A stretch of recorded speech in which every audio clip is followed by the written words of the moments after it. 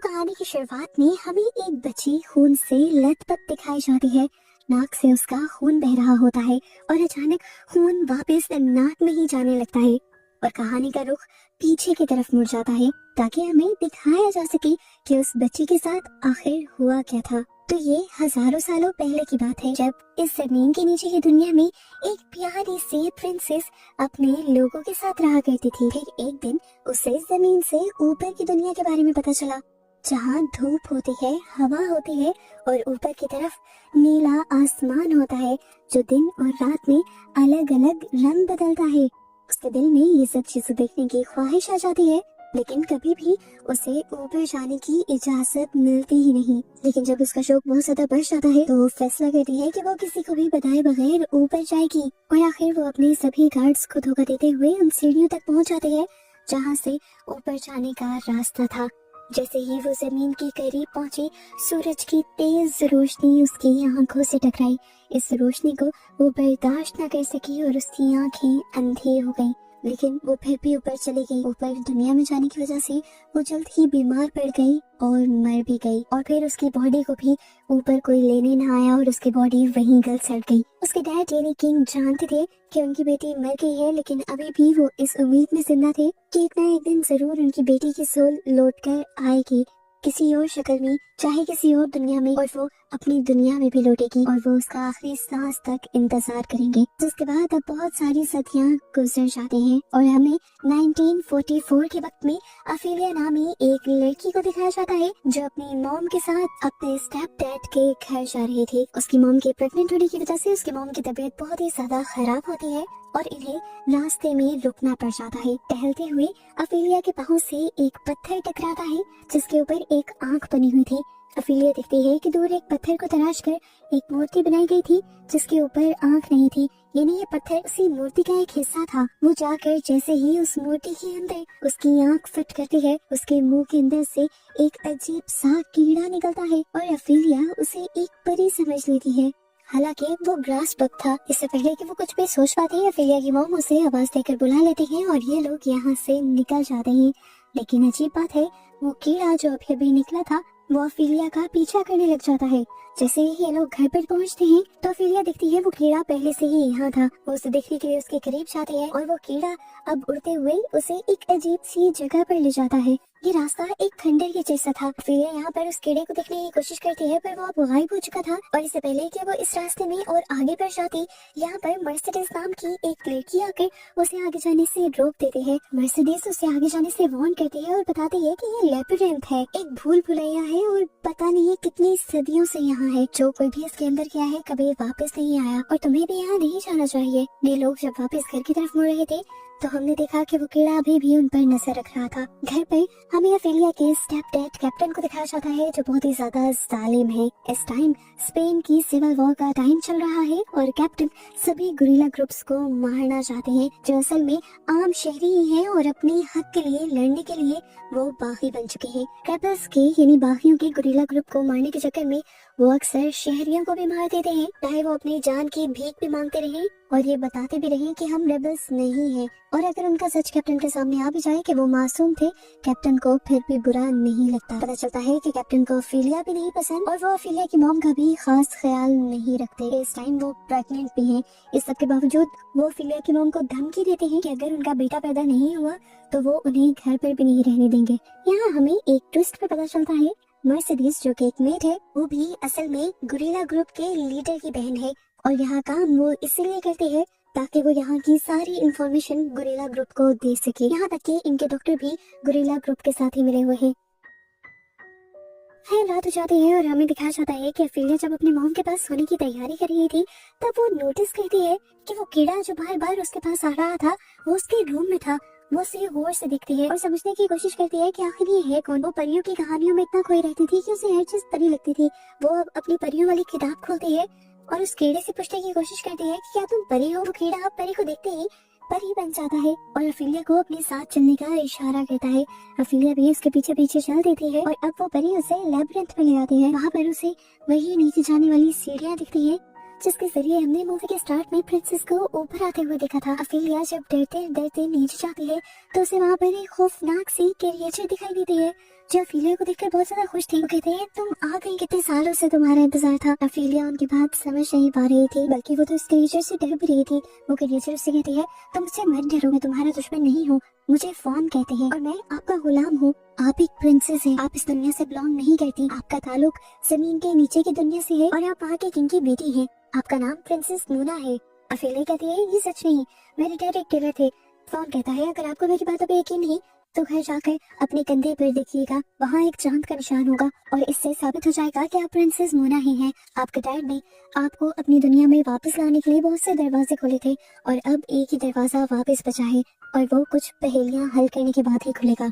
और साथ में ये भी साबित करना होगा कि आपके अंदर जो अच्छाई थी वो इस दुनिया में आने के बावजूद भी खत्म नहीं हुई। जब आप ये सारी पहेलियां हल कर लेंगी और टास्क को पूरा कर देंगी तो आपकी दुनिया का रास्ता खुल जाएगा और वो दरवाजा तभी खुलेगा जब आप ये साबित करेंगी कि इस दुनिया में आने के बाद आपकी अच्छाई खत्म नहीं हुई। और इसके साथ साथ आपको 3 पहेलियां भी हल करनी होगी। ये सब करने के बाद आप अपनी दुनिया में वापस जा पाएंगी। ये कहकर वो फौरन उसे एक किताब दे देता है जो यहाँ पर बिल्कुल खाली थी। फौरन उनसे कहता है कि जब आप बिल्कुल अकेली हो तब इस किताब को खोलिएगा। अब वो छोटी परियां अफीलिया को वापस उसके घर का रास्ता दिखाते हुए उसे घर ले आती हैं और घर आते ही अफीलिया अपने कंधे पर दिखती है। वहाँ सच में एक चांद का निशान था, यानी वो फौरन सच बोल रहा था। अब जब अफीलिया वो खाली किताब खोलती है तो अफीलिया के टच करते ही उसमें लफ्ज पैदा होने लग जाते हैं। उन लफ्जों से उसे उसका पहला टास्क पता चलता है कि उसे इस घर से कुछ दूरी पर जाना है। वहाँ एक बहुत बड़ा अंजीर का दरख्त है जिसकी जड़ के अंदर एक बहुत बड़ा मेंढक है। मेंढक के आसपास 3 मैजिकल गोल्डन कलर के बॉल्स हैं जो उसे मेंढक के पेट के अंदर डालनी है। उसके बाद मेंढक के पेट से एक गोल्डन चाबी निकलेगी जो उसे हासिल करनी होगी और ये उसका पहला टास्क था। पहले टास्क को पूरा करते ही वो मैजिकल ट्री दोबारा से हरा भरा हो जाएगा जो उस मेंढक की वजह से अब सूख रहा है। अफीलिया अब फौरन ही वहाँ जाती है और उसे वो ट्री मिल भी जाता है। अंदर इतने बड़े से मेंढक को देखकर एक मर्तबा वो डरती भी है, लेकिन वो यहाँ दलदल के अंदर जाकर वो 3 मैजिकल गोल्डन बॉल्स ढूंढ लेती है जिसे मेंढक के मुंह में डालना था। उन तीनों को मेंढक के मुंह में डालने के बाद एकदम से मेंढक बहुत बड़ी वॉमिट करता है और उसकी वॉमिट में से वो गोल्डन चाबी उसे मिल जाती है। इस तरह उसका पहला टास्क पूरा हो जाता है और वो खुशी से घर वापस आ जाती है। वो जब नहा रही होती है तो वो कीड़ा दोबारा उसके पास आता है और अफीलिया एक्साइटेड होकर कहती है मुझे दोबारा लेब्रिंथ में ले जाओ। लेब्रिंथ में जाकर वो फौन को वो चाबी दिखाती है तो फौन कहता है कि ये चाबी तुम्हें अपने पास ही रखनी है और साथ में वो उसे एक मैजिकल चॉक भी देता है और कहता है कि ये भी तुम्हारे काम आएगा। ये सब चीजें लेकर वो दोबारा से घर आ जाती है और आते ही उस किताब को खोलती है। जैसे ही उसे टच करती है तो अब वहाँ कुछ भी उभरने के बजाय वहाँ खून ही खून आ रहा था। वो बहुत ज्यादा पैनिक हो जाती है और किताब को बंद कर देती है। ठीक उसी वक्त उसे अपनी मोम की चिल्लाने की आवाज आती है। उसे जाकर देखा तो उसकी मोम की तबीयत बिगड़ चुकी थी और उन्हें बहुत ज्यादा ब्लीडिंग हो रही थी। वो अभी उस किताब को वहीं पर छोड़कर फौरन अपने डैड को बुलाने के लिए चली जाती है, लेकिन उसके डैड भी उसकी मोम की तबीयत का सुनकर कोई ध्यान नहीं देते। अफीलिया बेचारी अकेली ये सब कुछ कहाँ संभाल सकती थी। अपनी मोम की बीमारी की वजह से वो बहुत ही ज्यादा परेशान हो जाती है। ऐसे ही 2 दिन गुजर जाते हैं और एक रात जब वो सो रही होती है तो फोन उसके पास आता है। वो गुस्सा कर रहा था कि अभी तक अफीलिया ने अगले टेस्ट पूरे नहीं किए। वो बताते हैं कि मैं अपनी मोम की तबीयत की वजह से बहुत ज्यादा परेशान हूँ। तब फोन भी उसे बताता है वो बात तो ठीक है, लेकिन हम भी ज्यादा इंतजार नहीं कर सकते क्योंकि पूरे चांद की रात आने वाली है और उसी रात को वो दरवाजा खुल पाएगा। फौरन अफीलिया की मदद करने के लिए उसे एक जादुई बच्चे की तरह दिखने वाली जड़ देता है और कहता है कि हर रोज सुबह को इसके अंदर दूध डालते हुए अपने 2 खून के कतरे डाल देना और इसे अपनी मोम के बेड के नीचे रख देना। इसकी मदद से वो थोड़े ही दिन में बिल्कुल ठीक हो जाएंगी। साथ में वो अफीलिया को कुछ परियां भी देता है अगले टास्क में मदद करने के लिए, क्योंकि अगला टास्क बहुत ही मुश्किल होने वाला था। फोन बताता है कि अगले टास्क में तुम्हारा सामना किसी जानवर या इंसान से नहीं बल्कि एक मॉन्स्टर से होगा। तो आज जब अपना टास्क पूरा करने के लिए जाओगी वो मॉन्स्टर तुम्हें हर हाल में मारने की कोशिश करेगा, पर तुम्हें अपने आप को बचाना है। साथ ही जब तुम वहाँ जाओगे तो वहाँ पर बहुत मजे मजे की खाने की चीजें रखी होंगी। तुम्हें किसी चीज की लालच में नहीं आना और बस अपने काम के पूरा करने पर ध्यान रखना है। वो उसे यहाँ पर एक और ग्लास में देता है और कहता है कि इस टाइम के खत्म होने से पहले पहले तुम वापस भी आ जाओगी। और यहाँ से ही सब कुछ बताकर चला जाता है, जिसके बाद अफीलिया वो किताब खोलती है और उसे टच करती है। उस पर दूसरा टास्क लिखा हुआ आ जाता है, जिसका पहला स्टेप ये था कि उसके पास मौजूद मैजिकल चौक से उसे अपने घर की किसी भी दीवार पर दरवाजा बनाना था। जैसे ही वो दरवाजा बनाती है तो वहाँ पर एक पोर्टल खुल जाता है किसी दूसरी दुनिया का, या कह लें कि उसी मॉन्स्टर वाली दुनिया का। अफीलिया जब उस दुनिया के अंदर जाती है तो देखती है कि एक बहुत बड़े डाइनिंग टेबल के पीछे एक मॉन्स्टर बैठा हुआ है जिसका मुंह एक खाल से कवर है नाक की जगह 2 सुराख हैं और मुंह की जगह भी एक कट लगा हुआ है, जबकि उसकी आंखें नहीं है, उसकी आंखें नीचे प्लेट पे पड़ी हैं। मॉन्स्टर इस टाइम सो रहा था। अफेलिया उसकी आंखें उठाकर देखती है। ये सब बहुत ही ज्यादा क्रीपी था। अफेलिया इन सारी चीजों को चेक ही कर रही थी कि यहाँ पर मौजूद परियों ने उसे कहा कि तुम्हें ये सब नहीं देखना, तुम्हें अपना टास्क पूरा करना है। वो उसे यहाँ पर बने हुए 3 छोटे छोटे दरवाजों की तरफ लेकर जाती है और बताती है कि इनमें से एक दरवाजे में अपनी रोमांटिक वाली चाबी लगाओ। अफेलिया जैसे ही उस चाबी से उस छोटे से दरवाजे को खोलती है तो अंदर से उसे एक डैगर मिलता है, एक खंजर मिलता है जो सोने का। इन चीजों को लेकर वो यहाँ से जाने ही वाली थी कि तभी उसे टेबल पर बड़ी चीजें देखकर लालच आ गया। वो फोन की वार्निंग भूल गई और उसने वहाँ से चीजें उठाकर खाना शुरू कर दी। ये सारी चीजें उस मॉन्स्टर की थी। मॉन्स्टर की चीजों को हाथ लगाते ही वो मॉन्स्टर जाग जाता है और अपनी आंखों को अपने हाथों में लगाकर उन हाथों को अपनी आंखों की जगह रख लेता है। मदद से अब वो अफीलिया को देख पा रहा था और अफीलिया की जान के पीछे पड़ गया था। इससे पहले कि वो अफीलिया को पकड़कर मार देता, वो छोटी छोटी परियां उस मॉन्स्टर की आंखों पर हमला कर देती हैं और उसे डिस्ट्रैक्ट करने की कोशिश करती हैं। मौका पाते ही अफीलिया यहाँ से भागती है, लेकिन देखती है कि उसका टाइम खत्म हो गया था और वो जो दरवाजा उसने खोला था वो भी खत्म हो गया है। वो मॉन्स्टर उन बेचारी छोटी छोटी परियों को मार चुका था और अब दोबारा अफीलिया की तरफ बढ़ा था उसे मारने के लिए। पर तभी अफीलिया ने दिमाग चलाया और अपनी मैजिकल शॉक से ऊपर की तरफ एक रोशनदान बनाते हुए अंदर चली गई। ये रोशनदान उसे उसके कमरे में लेकर गया था और इस तरह उसकी जान बच गई थी। टास्क तो उसने पूरा कर लिया था, लेकिन इस टास्क के दौरान 2 परियों को उसने मार दिया था। वो उदास थी। इधर आने के बाद उसने देखा था कि अब सुबह हो चुकी थी। उसने जल्दी से वो जड़ उठाई, उसमें दूध डाला, अपना खून डाला और उसे अपनी मॉम के बेड के नीचे रख दिया। उसकी मॉम को होश भी आ गया, जिसकी वजह से अफीलिया बहुत ज्यादा खुश थी। यहाँ पर अब हमें अफीलिया के स्टेप डैड को दिखाया जाता है, जो अपने जुल्म की आखिरी हदों पे आ गए थे। गाँव वालों को उन्होंने खाने पीने की चीजें और उनकी दवाइयाँ भी देना बंद कर दी थी, ताकि ये लोग मजबूर होकर गुरिल्ला ग्रुप्स का पता बता दें। और जब इन लोगों के पास खाना नहीं होगा तो ये लोग खाना गुरिल्ला ग्रुप्स को भी नहीं दे पाएंगे और इस तरह आधे से ज्यादा गुरिल्ला ग्रुप्स के रेबल्स यानी बागी भूख के मारे ही मर जाएंगे और इनका काम आसान हो जाएगा। ऐसे करते हुए कुछ दिन गुजर जाते हैं और सारे शहरी बहुत ज्यादा परेशान हो जाते हैं। इसी दौरान वो गुरिल्ला ग्रुप एक बहुत ही बुरी चाल चलते हैं और यहाँ पर आने वाली एक मालगाड़ी को बम से तबाह कर देते हैं। और अब जो इन रेबल्स ने किया था, कैप्टन इन्हें छोड़ने वाले नहीं थे। उस समय जब ये लोग वापस अपने ठिकाने पर आते हैं तो आकर इन्हें एक और शौक ये लगता है कि रेबल्स इनका सारा माल गोदाम चुरा कर ले गए थे। ये वही सप्लाईज थी जो इन्होंने शहरियों की रोकी हुई थी।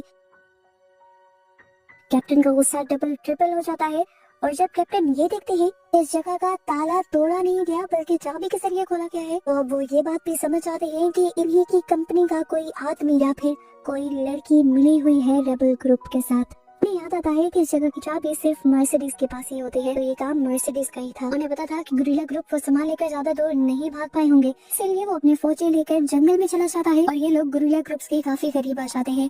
ये लोग भी गुरिल्ला ग्रुप्स को मारने के लिए फायरिंग शुरू करते हैं, तो गुरिल्ला ग्रुप्स भी इनके ऊपर फायर करते हैं। इस लड़ाई में काफी सारे फौजी मारे जाते हैं तो काफी सारे रेबल्स।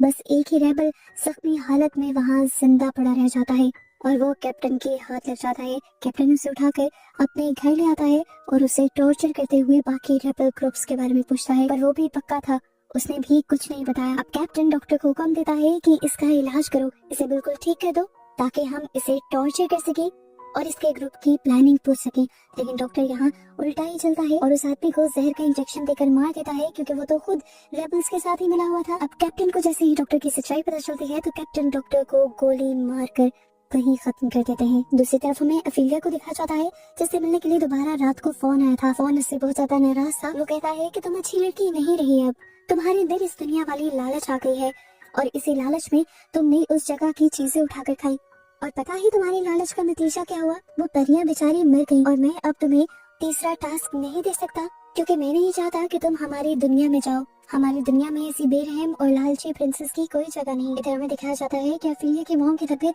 जैसे जैसे ठीक हो रही थी वैसे वैसे उनके साथ कैप्टन का रवैया और भी ज्यादा बुरा होता जा रहा था। कैप्टन को यहाँ तक कि अफीलिया की मॉम भी बागी लगने लगी थी और इसी शक की वजह से वो अफीलिया और उनकी मॉम का भी सारा सामान चेक करता है और उन्हें बेड के नीचे वही जादुई जड़ मिल जाती है जो अफीलिया ने रखी थी। वो ये जड़ उठाकर गुस्से में अफीलिया की मॉम के हाथ में रख देते हैं और पूछते हैं ये सब क्या है। उनके पास कोई जवाब नहीं था, इसलिए कैप्टन गुस्से में यहाँ से चले गए और फिर अफीलिया की मॉम ने अफीलिया से पूछा ये सब क्या है।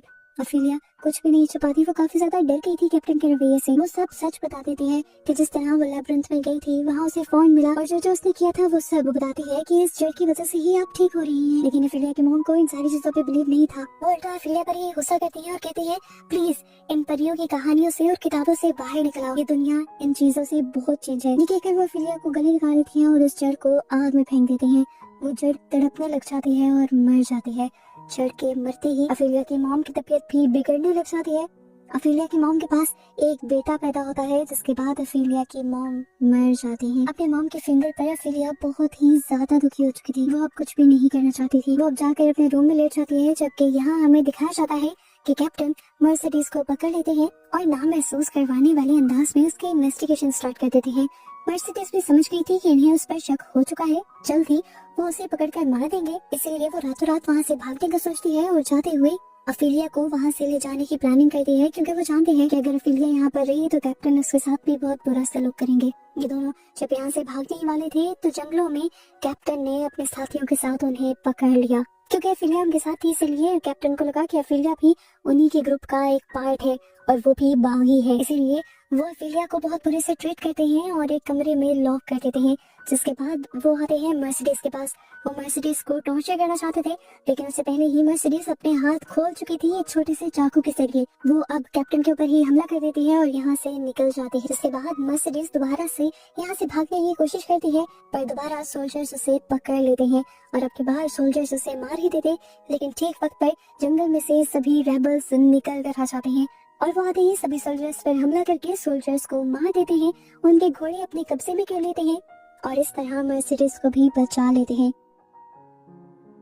यहीं पर अफीलिया बहुत ज्यादा परेशान थी, क्योंकि जहाँ वो फंस गई थी वहाँ से निकलना आसान नहीं था। अब तो उसकी मॉम भी नहीं रही थी उसके दुख सुनने के लिए। उसकी इस तरह की हालत देखते हुए फोन बहुत ज्यादा उदास हो जाता है और एक और मर्तबा उसके पास आता है, उसे गले लगाता है और कहता है कि तुम्हारा दुख देखकर मैं भी पिघल गया। मैं तुम्हें इसलिए एक और मौका दूंगा। इस रात के खत्म होने से पहले पहले तुम्हें अपने भाई को लेकर लेबिरिंथ आना होगा, और अगर तुमने रात के खत्म होने से पहले ये तीसरा टास्क पूरा ना किया तो तुम कभी भी अपनी दुनिया में नहीं जा पाओगे। अफीलिया कहती है कि ये कमरा हर तरफ से बंद है, मैं इस कमरे से अपने भाई के पास कैसे जाऊंगी। तो फोन उसे एक मैजिकल चौक देता है, जिसके जरिए वो अपनी मर्जी की किसी भी जगह पर जा सकती थी। वहाँ पर एक दरवाजा बनाती है और सोचती है कि वो अपने भाई के कमरे में जा रही है, और सच में वो उसी कमरे में पहुँच जाती है। यहाँ पर अफीलिया जब अपने भाई को लेकर भाग रही थी तब कैप्टन उसे देख लेते हैं। हालांकि वो उस वक्त जख्मी भी थे। वो उसका पीछा करते हुए जब बाहर आते हैं तो उन्हें पता चलता है कि गुरिल्ला ग्रुप ने उनके ऊपर हमला कर दिया था। वो फिर भी जंग की तरफ नहीं जाते, बल्कि अपने बेटे को बचाने के लिए अफीलिया के पीछे पीछे लेबिरिंथ की तरफ बढ़ने लग जाते हैं। अफीलिया लेबिरिंथ में जब एक अजीब सी दीवार के पास पहुंचती है तो अफीलिया के वहाँ जाते ही वो दीवार खुल से जाती है और वहाँ एक दरवाजा बन जाता है। अफीलिया उस दीवार के अंदर जाती है और आगे जाकर उसे फोन मिल जाता है। जबकि कैप्टन जब इस दीवार के पास पहुँचता है तो कंफ्यूज हो जाता है, क्योंकि आगे जाने का तो रास्ता ही नहीं था और अब अफीलिया उसे यहाँ कहीं भी नजर नहीं आ रही थी। इधर फोन अफीलिया को बताता है कि तुम्हें अपने भाई को जख्मी कर उसके खून की 2 बूंदें इस फर्श पर डालनी होंगी और तब तुम्हारी दुनिया का दरवाजा खुल जाएगा। ये सुनकर अफीलिया डर जाती है और कहती है कि चाहे मैं इस दुनिया में हमेशा के लिए रह जाऊं, लेकिन मैं अपने भाई को चोट नहीं पहुंचाऊंगी, उसे दर्द नहीं दूंगी। यहाँ पर फोन उसे इंसिस्ट करता है कि तुम्हें ऐसा करना चाहिए, पर अफीलिया नहीं मान रही थी। ठीक उसी दौरान यहाँ पर कैप्टन भी आ जाते हैं और उनके यहाँ आने पर हमें पता चलता है कि कैप्टन फोन को नहीं देख सकते।